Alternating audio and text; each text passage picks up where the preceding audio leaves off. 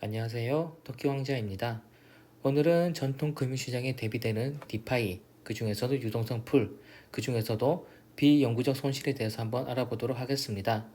디파이 하면 제일 대표적인 게 단위 스테이킹과 유동성 풀에 유동성을 공급하는 거죠. 그리고 유동성 풀에 유동성 공급하는 걸 보시면 이자만 뭐 몇천 프로, 몇만 프로 이런 게 보이실 겁니다. 저는 레이디움을 주로 쓰니까 레이디움을 예시로 들어드리면 지금 바로 캡처를 한 건데 모모 USDC 같은 경우만 해도 이율이 한 달짜리긴 한데 9억 4천만 프로가 넘어갑니다. 한 달에 9억 4천만 프로 준다는 거죠. BRSW USDC만 보셔도 8,300만입니다. 이처럼 유동성 풀에는 이자가 말도 안 되게 높은 경우가 많습니다. 그러면 이것만 보고서 초보자들은 진짜 대박이라고 뭐 몇십만 원, 몇백만 원 넣어놔도 간단하게 초부자가 될 건데 라는 상상을 하게 됩니다. 근데 과연 정말 그렇게 될까요? 우선 유동성 풀에 공급하는 법부터 말씀을 드리겠습니다. 유동성 풀에 공급한다는 것은 이렇게 코인 두 개를 묶어주는 게 필요합니다.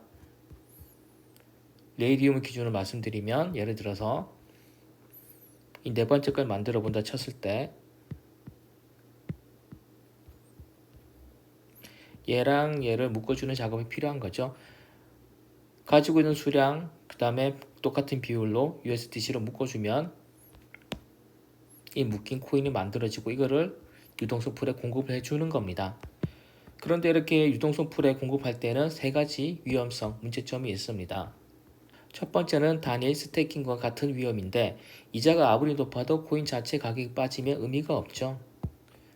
예를 들어서 두 개를 묶었을 때 두 개 다 코인이 가격이 빠져버리면 이자가 아무리 높아도 의미가 없는 겁니다. 그건 단일 스테이킹도 마찬가지고 유동성 풀도 마찬가지죠. 하락이라는 위험성이 있는 겁니다. 코인에는. 그리고 유동성 풀 같은 경우는 사람들이 몰릴수록 예치금이 많을수록 이자는 급격하게 감소를 합니다. 지금 이거를 보시면 공급된 양이 거의 없죠. 거의 공급된 게 없으니까 이 정도로 높은 이자를 준다고 나와 있는 거지. 만약 이게 10배, 100배로 늘어나 버리면 지금 뭐 10만 원도 안 한 돈이지만 이게 만약 1000만 원 이렇게까지 가버리게 되면 이율은 급격하게 떨어지는 겁니다. 그러니까 많은 사람들이 공급을 하면 할수록 이자는 급격하게 떨어지는 거죠. 즉 이게 고정된 이자가 아니라는 게 두 번째 위험성입니다. 그리고 거의 대부분의 경우에 이자는 급락하게 됩니다. 그리고 정말 중요한 위험성이 있죠. 이상 두 가지는 다 단위 스태킹에도 적용될 위험이지만 유동수 풀에는 한 가지 더 고유의 위험성이 있습니다. 그게 바로 비영구적 손실이라는 겁니다. 저는 처음에는 비영구적 손실이 뭔지도 몰랐고 나중에서 이런 게 있다는 게 알았습니다.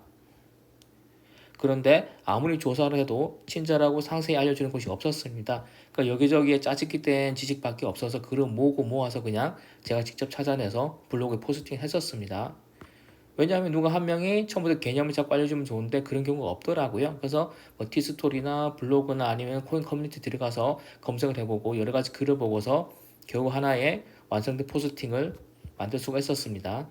자세하게 보시고 싶으신 분들은 블로그에 가셔서 검색해서 보시면 되고 오늘은 유튜브에서는 비영구적 손실에 대해서 정말 간단하게 설명을 드리겠습니다.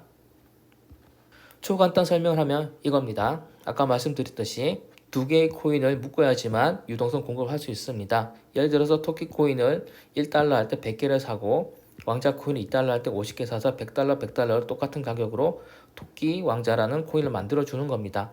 이렇게 묶어줘야지만 유동성 공급이 되겠죠. 이걸 100개를 만들어 주는 거고요.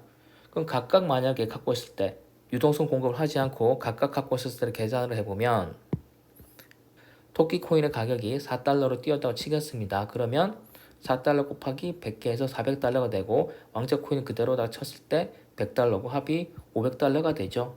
만약에 묶지 않았을 때.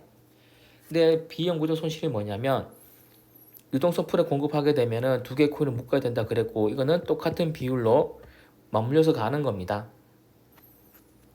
개념이 어려울 수 있는데 그냥 비율로 맞물려서 간다고 생각하시면 되는 거고 그럼 예를 들면 어떻게 되냐? 이 상황에서 토끼코인의 가격이 4달러 늘었습니다.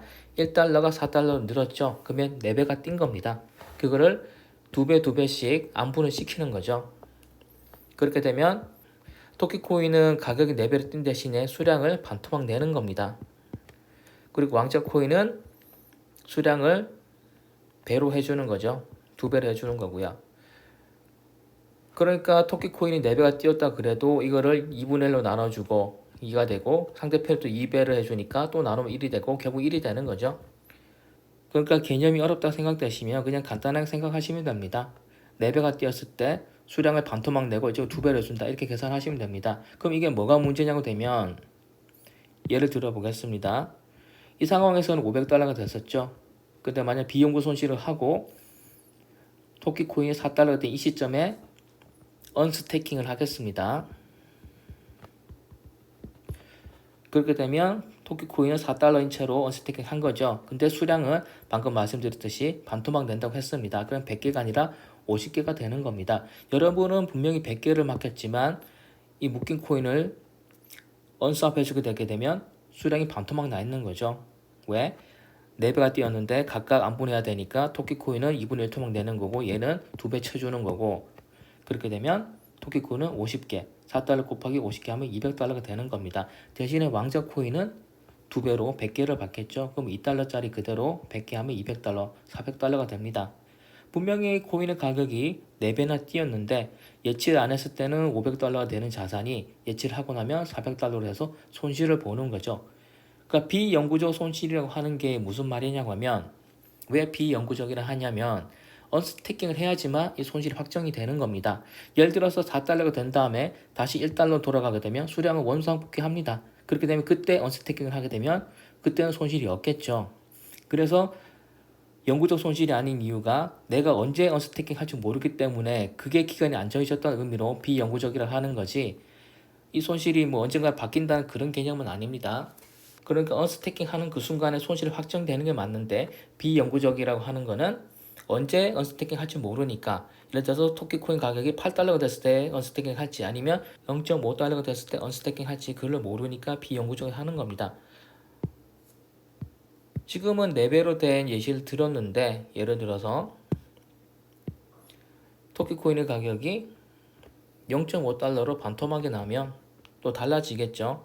예를 들어서 0.025로 계산하기 쉽게 4분의 1 토막이 났다 치겠습니다. 그렇게 되면 얘는 2배가 느는 거고 얘는 2배가 줄어드는 거죠. 그렇게 되면 또 4가 돼서 상계 처리가 되니까요. 그럴 경우에는 토끼코인의 가격은 0.25달러지만 수량은 여기 2가 돼서 200개가 되는 겁니다. 이런 식으로 가격이 어떻게 바뀌냐에 따라서 비율이 틀어지게 되는 겁니다. 그로 인해서 손실을 볼 수도 있다. 바꿔 얘기하면 코인의 가격이 오르면 오를수록 손실을 보는 구조로 가는 거죠. 그래서 유동성 풀에 함부로 코인을 예치했다가는 손실을 볼 수도 있습니다. 그럼 언제 예치를 해야 되느냐? 코인의 가격이 떨어질 것 같을 때 예치를 하는 겁니다. 일종의 해지 처리를 하는 거죠. 그러니까 단위 스태킹 같은 경우는 장투하는 종목을 넣어주면 좋은 겁니다. 왜 걔는 오르든 말든 상관없이 수량을 그대로 가니까요. 그런데 방금 말씀드린 것처럼 유동소풀에 공급할 때는 만약 이 코인을 장투할 거다, 대박이 날 거라 생각한다 그러면 수량은 박살이 나는 겁니다. 정말로 대박이 났을 때. 그러니까 혹시나 이 코인의 가격이 떨어질지도 모른다. 장투는 하겠지만 혹시나 당분간 떨어질지도 모른다 할 때 또는 보합을 갈 때 그때는 예치해주면 좋겠죠. 그렇게 되면 이자는 받을 테고 떨어지면 수량은 늘어날 테니까요. 뭐 이상으로 설명을 최대한 쉽게 드린다고 생각을 했는데 몇 번 들어보셔야지만 이해되실 수도 있습니다. 내용 자체가 어려운 개념이라서 그러니까 결론은 유동성 풀을 잘못 공급하면 잔고가 박살이 난다는 겁니다. 뭐 이런 계산이 복잡하다 싶으시면 이거 하나만 알아두시면 되겠죠. 유동성 풀을 공급했는데 그 코인 가격이 오르면 오른 만큼 비율 때려서 수량이 박살이 난다. 그래서 손실을 볼 수도 있다. 이 계산식이라든가 왜 그래 되는 원리 같은 거 무시하시고 내가 예치한 내가 유동수풀에 공급한 코인의 가격이 급등하면 급등할수록 이 코인의 수량은 급감하게 되니까 손실을 볼 수 있다. 그렇기 때문에 유동성 공급은 위험할 수 있으니까 함부로 하지 말라라는 개념만 잡아가시면 되는 겁니다. 이상으로 디파이 중에서 좀 어려운 개념에 대해서 설명해 봤습니다. 감사합니다.